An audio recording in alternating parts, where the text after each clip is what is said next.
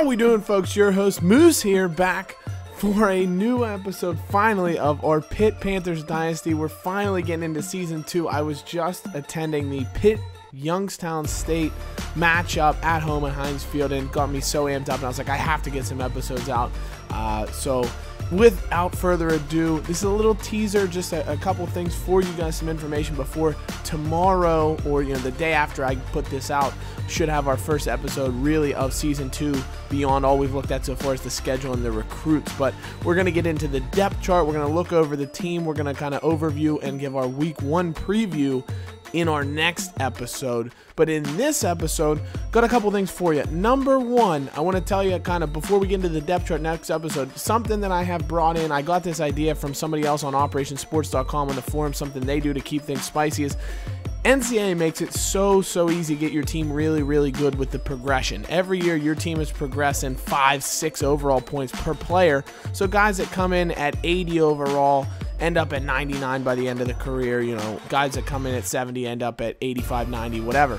So to spice things up, number one, and also because players progress at pretty much the same rate. So if you have a guy that's 2 overall better than a guy that's the same age as him, he's always pretty much going to say 2 overall better, which is going to make it a real pain. You're never going to get to see any kind of real crazy dramatic things shake up as far as the depth chart's concerned. So to cause that to happen, what I'm going to do here is I'm using a random number generator, and I'm generating 8 random players from the team. I'll use a random number generator 1 to 99 to generate player numbers from our team, and then I'm going to use a random generator from 1 to 10 to generate how many overall points that player will lose, which will basically be like a regression. And most players progress 5 or 6 overall a year. I'm going to not put the freshmen in this. I'm only going to put guys that are returning to the team. So basically, anybody that's returning to the team, instead of progressing 5 or 6 overalls, they may actually lose, up to 4 overall points, depending on if they get the unlucky number 10. But it's basically going to spice things up. Guys that may be ahead of somebody on the depth chart may be behind them now because their overalls dropped. So it's going to spice things up that way. So 8 players are actually going to regress, and I'll let you know which 8 players those are in that episode. I'll give you the shakedown of who it happened to.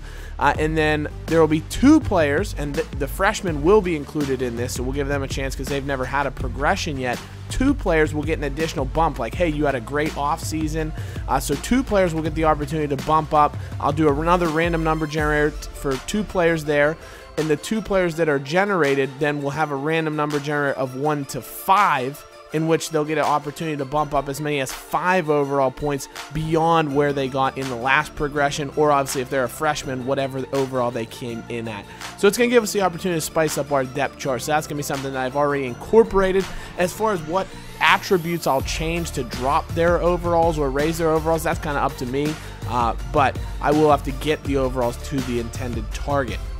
And then the second thing is, so Pitt in the offseason had a lot of disciplinary issues. We've gone through the whole first offseason for Pitt without getting into season number 2, and real Pitt, we lost 2 starting players to being dismissed from the team for disciplinary reasons.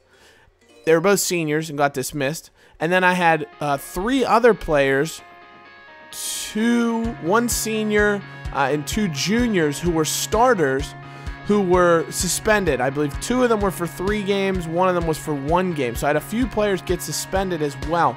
So my question to you guys, and I have a straw poll in the description. Go to the description, vote in a straw poll. What do you want me to do about that? Do you want me to include those and just make things a little bit tougher for us? Because obviously the season went very well for us last season. 11-1 in the regular season. We finished 12-2, so we did a little bit better than the real Panthers, who had 8 wins. But do we want to make things a little bit more challenging here and incorporate those suspensions into the game as well? So I have a straw poll in the description. Find the description, click it, open it up, answer yes or no in the straw poll. I don't care what you pick. It's up to you guys. I just want to get your feedback. Should I incorporate it to make things a little bit more challenging for us?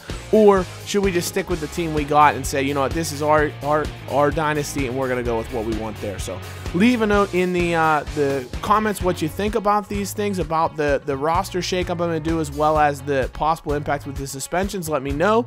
And be sure to vote in the straw poll. The link will be in the description. I want to hear from you guys what you think we should do there. So as always, guys, thank you so much for watching. We'll see you tomorrow with a new episode. As always, hail to Pitt, We'll see you soon. Take care. Bye-bye.